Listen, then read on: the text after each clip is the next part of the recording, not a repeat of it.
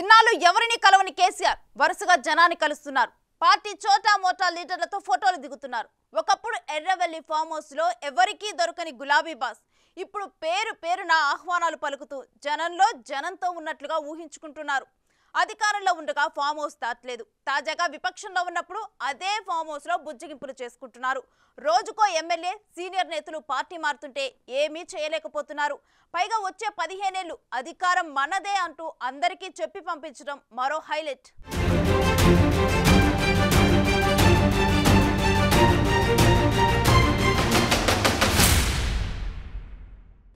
మీకు తెలియదు మా కథ మాదిరి ఇంకో 2-3 స్కీములు పెడితే కథమే.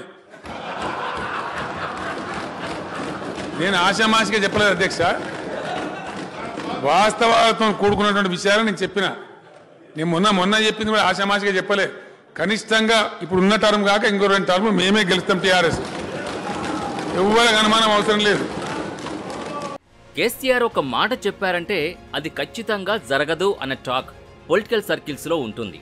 పలానా పని చేస్తా అంటే అసలే చేయరు, పలానాది జరిగి తీరుతుంది అంటే ఖచ్చితంగా జరగదు. ఇదే వరుసగా రిపీట్ అవుతూ వస్తోంది. ఎందుకంటే గులాబీ బాస్ లెక్కలు అలా ఉంటాయి. ఎవరు చెబుతారో లేదంటే ఎవరి మాట ఆయన వింటారో తెలియదు గాని అంతా రివర్సే. 2019లో కేసీఆర్ చెప్పిన మాట విన్నారుగా. పోయిన టర్మ్ కాదు, వచ్చే 2 టర్ములు గెలుపు మనదే అన్నారు. సీన్ కట్ చేస్తే అపోజిషన్ కు పరిమితమైపోయారు. మొన్నటికి మొన్న తాము ఓడిపోయిన తర్వాత ఏపీలో వచ్చేది జగన్ ప్రభుత్వమే అన్నారు. అక్కడ కూడా కథ బూమరాంగ్ అయిపోయింది.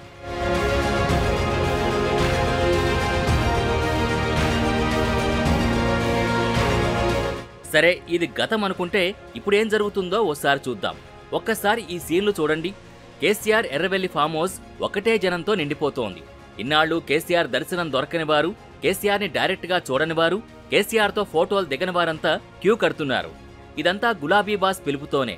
వరుసగా అధికారం రావాలంటే చాలా చేయాలి, చాలా కోల్పోవాలి, చాలా సహనంతో ఉండాలి. కానీ గత 10 ఏళ్లలో అదే జరగలేదు. ఎవరికీ అపాయింట్మెంట్ లేదు, ఎవరిని దగ్గరికి రానివ్వలేకపోవడం, తాను చెప్పిందే వేదమనుకోవడం, ఇలాంటివన్నీ జరిగాయి. సీన్ కట్ చేస్తే జనం అధికార పీఠం నుంచి దింపేశారు. పోనీ ఇప్పుడైనా ఓటమికి కారణాలపై రివ్యూలు చేసుకోవాలి కదా. అది కూడా సరిగ్గా జరగడం లేదు. అయితే ఇన్నాళ్లు క్యాడర్ని, ద్వితీయ తృతీయ శ్రేణి నేతల్ని దూరం పెట్టిన కేసీఆర్ వారిని చేరదీస్తున్నారు, ఫోటోలు దిగి పంపిస్తున్నారు. ఇదొక్క విషయంలో కొంచెం మారినట్టు కనిపిస్తోంది.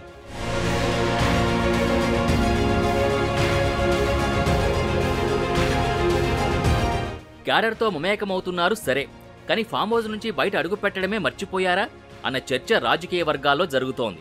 ఎన్నికలు ఉంటేనే జనం దగ్గరికి వెళ్లాలా, ఎన్నికలు లేకపోయినా వెళ్లాలా అన్న ప్రశ్నలు కేసీఆర్ విషయంలో అలాగే ఉంటున్నాయి. సరే, వచ్చిన జనానికి గులాబీ బాస్ ఏం చెబుతున్నారో చూడండి. పార్టీ నుంచి వెళ్లిపోతున్న వారిని కాపాడుకోలేక మళ్లీ పాడిందే పాట అన్నట్టుగా హితోపదేశాలు చేస్తున్నారు. పార్టీ నాయకులు, కార్యకర్తలు కొంచెం ఓపిక పట్టాలని చెబుతూనే ఈసారి మళ్లీ వచ్చాక మరో 15 ఏళ్లు బీఆర్ఎస్ఏ అధికారంలో ఉంటుందని చెప్తున్నారు. మరో 2 ఏళ్లలో నియోజకవర్గాల పునర్వ్యవస్థీకరణ జరిగే అవకాశం ఉందని, తెలంగాణలో నియోజకవర్గాల సంఖ్య 160 వరకు పెరగచ్చని అన్నారు. తెలంగాణ పునర్నిర్మాణం ఇంకా జరగాల్సి ఉందని, వచ్చే ఎన్నికల్లో బీఆర్ఎస్ తరపున ఎవరికి బీఫామ్ దక్కితే వాళ్లదే విక్టరీ అంటూ ఉత్సాహపరుస్తున్నారా, లేదంటే అతి విశ్వాసానికి వెళుతున్నారా అన్నది పార్టీ నేతలకే అర్థం కావట్లేదట.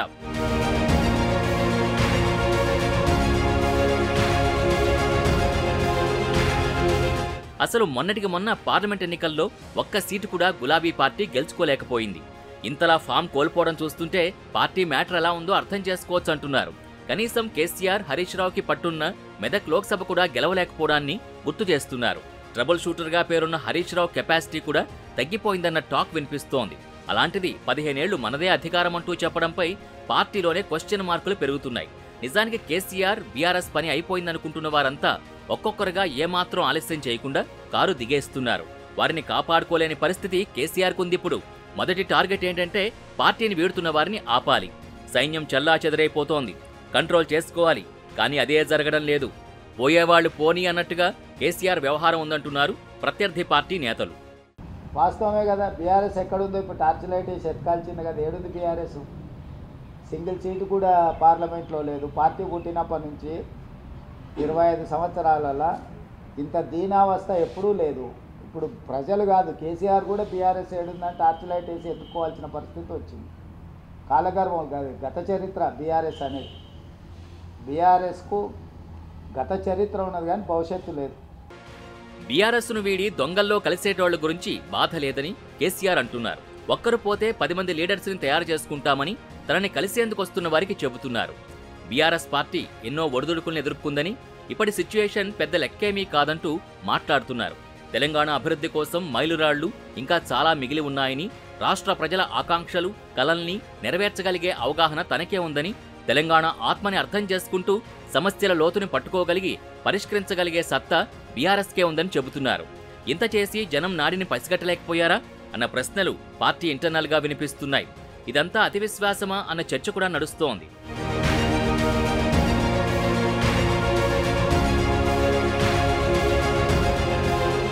బీఆర్ఎస్ ఓటమికి ప్రజలదే తప్పు అంటున్నారు.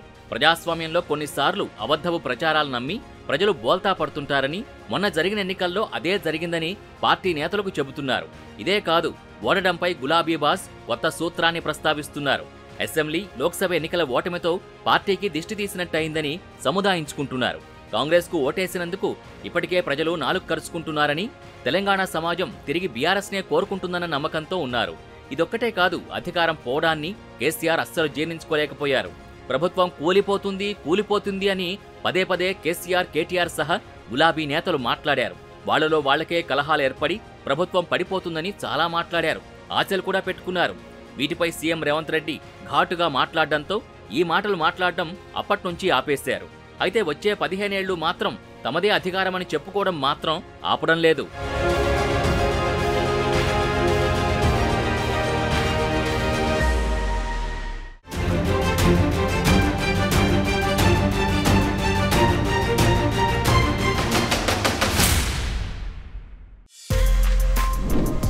For more videos like this, subscribe Big TV channel.